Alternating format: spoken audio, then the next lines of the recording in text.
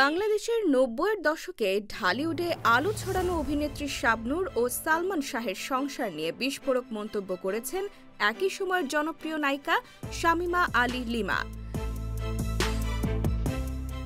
Shamima Ali lima বলেন, সালমান শাহের সঙ্গে ছবি করতে পেরে আমার জন্ম সার্থক হয়েছে। অমর চিত্রনায়ক সালমান শাহের সঙ্গে আমি দুটি ছবিতে কাজ করতে পেরেছি, তাই মনে করি আমার জন্ম সার্থক হয়েছে। ভাবতে পারি নাই সালমান শাহের এত ভক্ত আছে বাংলাদেশে। আমি যে তার সঙ্গে দুটি ছবিতে কাজ করেছি, তখন কিন্তু আমার কাছে একটু মনে হয়নি তিনি এত বড় সেলিব্রিটি। জনপ্রিয় এই অভিনেত্রী বলেন, আমি যে দুটি ছবি করেছি সালমানের সঙ্গে, সেই ছবি দুটির নাম হচ্ছে প্রেম যুদ্ধ ও কন্যাদান। এই দুটি ছবির শুটিং করার সময় সালমানের সঙ্গে আমার অনেক স্মৃতি আছে, যা বলে শেষ করার মতো নয়। কোনটা রেখে কোনটা বলবো, তবে খুবই মজার মানুষ ছিলেন সালমান। শুটিং স্পটে সবাইকে হাসাতে পারতেন দারুণ। তবে আমার মনে কষ্ট লাগে, ২৯ বছর পার হলো, তার মারা যাওয়ার রহস্য জানতে পারলাম না।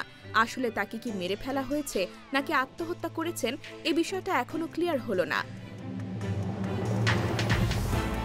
তবে আমার বিশ্বাস সালমান আত্মহত্যা করতে পারেন না। সালমান কিন্তু আত্মহত্যা করার মতো ছেলে নন।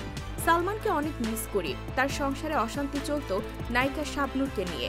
তবে সালমানের স্ত্রী সামিরা আমারও শুটিংয়ে আসতেন, কিন্তু আমার সঙ্গে বান্ধবীর মতো আচরণ করেছিলেন। যেটাই হোক, আমি সালমান হত্যার বিচার চাই। তাকে যেই মারুক না কেন, তার যেন শাস্তি হয়।